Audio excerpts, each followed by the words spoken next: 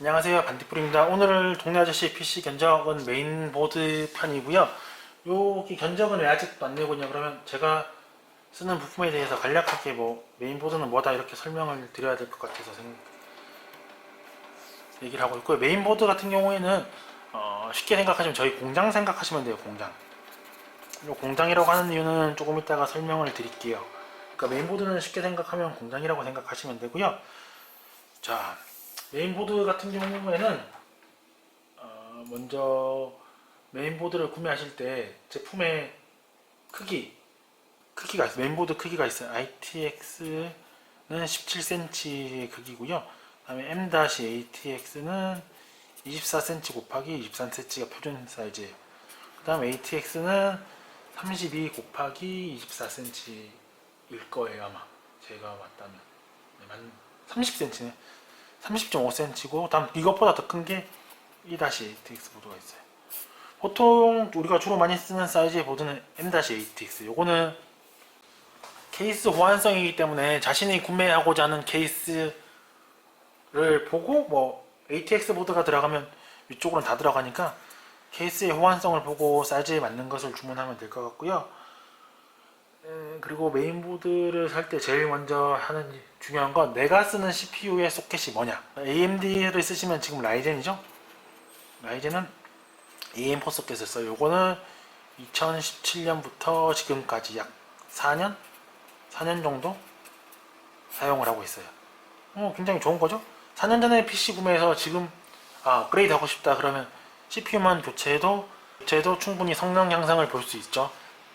다른 회사 같이 7세대에서 8세대 넘어올 때 칩셋이 바뀌고 막 그런 그지 깽깽이 같은 건 잘 안 하니까 요게 그래서 AMD 지금 CEO 분이 굉장히 칭찬을 받고 다들 AMD 하는 이유가 3년 4년 쓰고 CPU만 교체하면 다시 새 컴퓨터처럼 업그레이드가 가능하죠.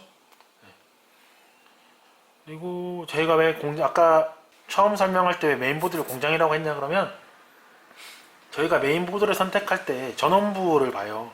전원부를 보면 이게 6페이지고 아래쪽은 보통 여기는 10페이지, 얘는 14페이지, 얘는 16페이지예요. 그러니까 전원부가 좋을수록 좋은 메인보드예요. 그러니까 전원부가 빵빵한 거죠. 그러니까 공장에 CPU가 와서 일을 하고 그래픽 카드가 와서 일을 해요. 근데 전원부를 에어컨이라고 생각하면 에어컨 6개 달린 공장이 일하는 사람한테 좋겠어요. 에어컨 16개 달린 공장이 일하는 사람에게 좋겠어요. 그죠? 에어컨 많이 달린 공장에서 일하는 사람이 일의 능률과 효율이 좋은 거예요. 그래서 메인보드를 선택할 때 전원부도 보고 전원부 페이지도 보고 전원부의 방열판 유무도 보는 게 그래서 보는 거예요.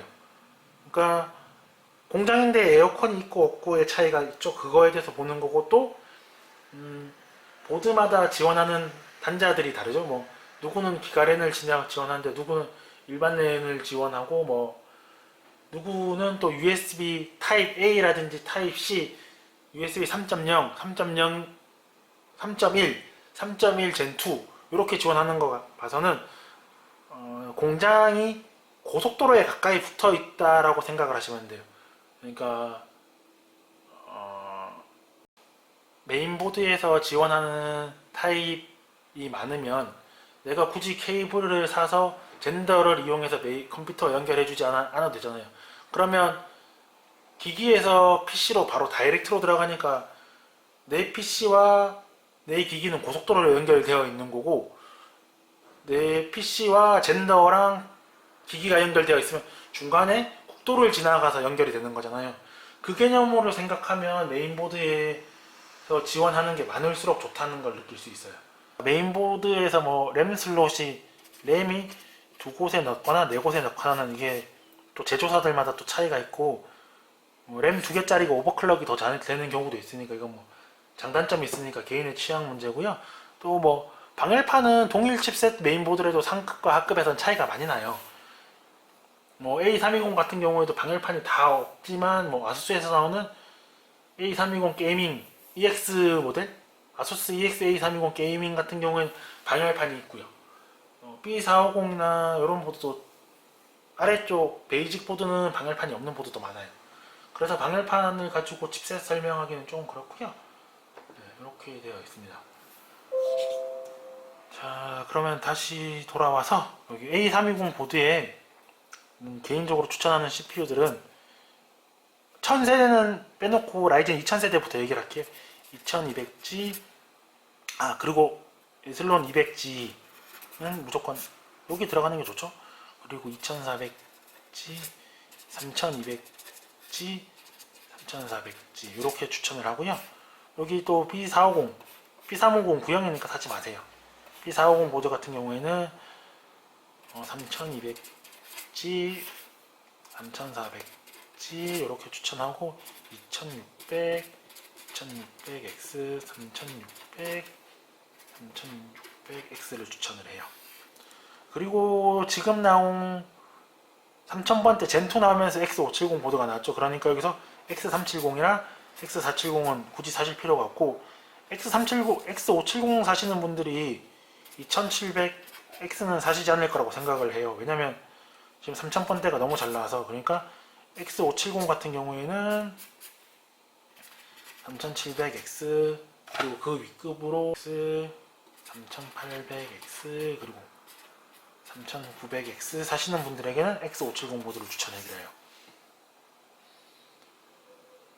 뭐 굳이 여기서 이렇게 간다고 A320 보드로 이게 요 최상급 CPU를 A320 보드로 넣는다고 해서 뭐 작동을 안 하거나 문제가 생기는 건 아닌데 오랜 시간 사용하다 보면 전원부가 버티지 못해서 메인보드가 나가거나 메인보드가 터지거나 고장날 수 있는 확률?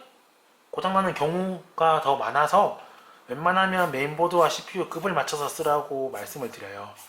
그래서 뭐 요 A 시리즈에 추천하는 보드들을 뭐 여기 B450 보드에 넣는다.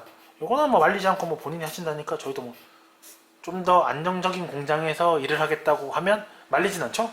근데 이렇게 좋은 CPU, 최상의 CPU들을 물론 A320 보드가 나쁜 건 아닌데 넣어서 만에 하나 생길 문제점을 무시하고 넣는 거에 대해서는 개인적으로 살짝 추천하지 않습니다.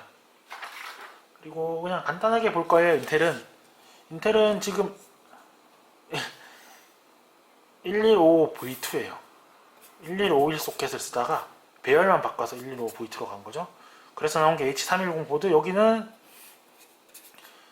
G4900, G5400 그리고 i3 8세대, 9세대를 추천을 하고요.